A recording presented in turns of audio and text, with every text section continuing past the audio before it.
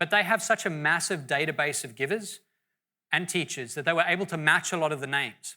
So for some of the emails, they sent one like this: roses are red, violets are blue, give to a teacher with the same name as you, give today to the classroom of Mrs. Minton, a teacher in New York, New York.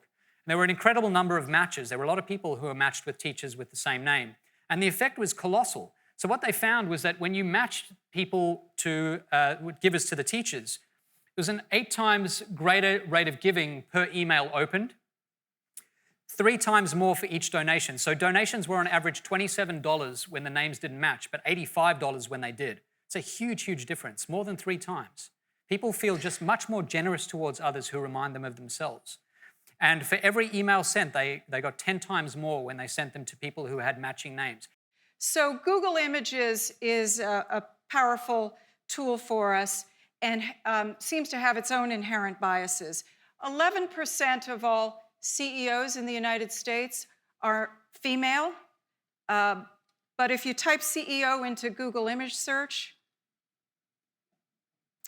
what you get is row after row. In fact, it's until row 7 that you don't see your first female image, and it's not actually a female, it's a female Barbie, CEO Barbie. And if you keep going down to row 14, we see our first female CEO. This despite the fact that there's a former female CEO running for president right now. And we asked people why. So we asked a bunch of questions like, what's going on? Why do people like this site so much?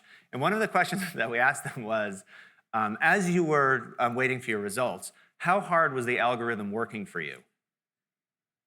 So I'm not really a computer person, but I'm pretty sure that algorithms don't work for anybody. They're just algorithms. They're computer programs. But people said the algorithm was working hard for me. That's how they felt. Like, wow, what a great algorithm. And also, it's working for me right now, and I really, really appreciate it. And that predicts how much they like the site. Just like the guy opening the door, it's this feeling that something's working hard for you that really predicts this. And by the way, we're being fully transparent, so this isn't making up what's happening behind the scenes. Some people have used this research to sort of make up the work being done. For us, it's really about showing the actual work that you're doing. If you're searching through these websites for people, show them that you're searching through them, and they'll give you more credit for doing that for them. So I'm going to bring this up to date here in the work that we're doing now to use sensors and data to get at a new, more granular, and I think revealing picture of the why. So I'm going to give you one example. We use all kinds of sensors, things that I mentioned earlier. And here we're looking at heat sensors, just heat map sensors that are sitting in a ceiling. And what we're able to resolve out of that picture is attention and engagement in a store, right? So what? What does that give us? We can do intercept interviews. We can get the usual techniques of trying to understand motivations and why people are there, but we can also get to this new, incredibly granular picture of engagement and attention in the store.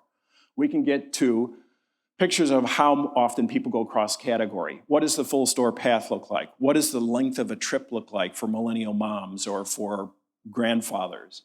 How attracted are people to different features in the store? So we can literally take a look at end caps themselves. And this might sound very granular and very super tactical, but the point here is that we now have a way to bring what you guys do in web and media into the real world environment. So we can do A/B kind of comparatives because we have some way to understand movement and attention. The larger the dot, the more frequent the footpath.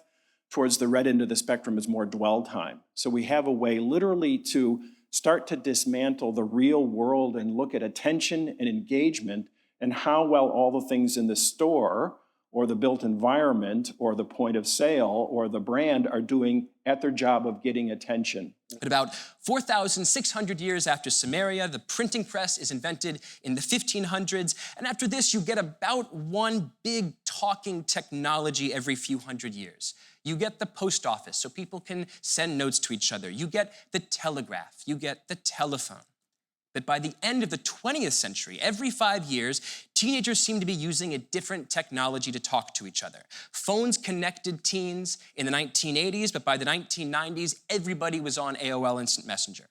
Then the century flips, and you have this Cambrian explosion of options that characterized most fashions.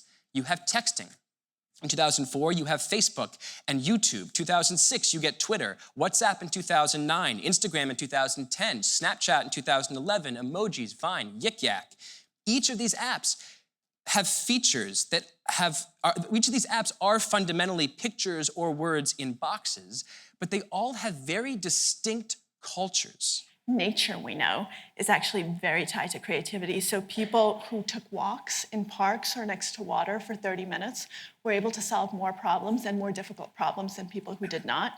If you say, I don't have time to do that, there's a really cool study with screensavers that showed a similar effect, not as strong, with looking at screensavers of nature, so at least do that.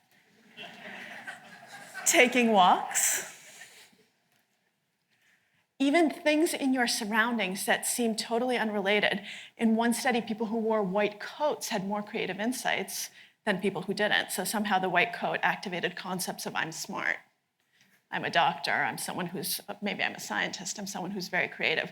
This will no longer work for you, by the way, because this is a priming exercise, and those, if you know the effect, it collapses completely. So white coats won't work for you, but are there things white that might? That's why I'm only gonna show you the white coats. A lot of folks ask me, what's more powerful, the carrot or the stick?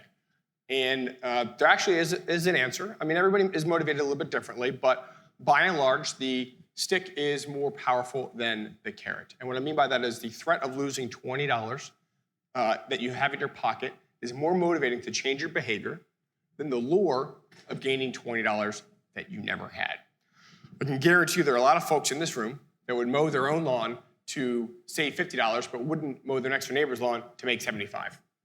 And a traditional economist would say that doesn't make any sense. You should pay someone the $50 to mow your lawn, and you should go mow your neighbor's lawn for $75 and pocket the $25 difference. But a behavioral economist says, no, this makes a lot of sense. People overvalue what they already have in their own pocket.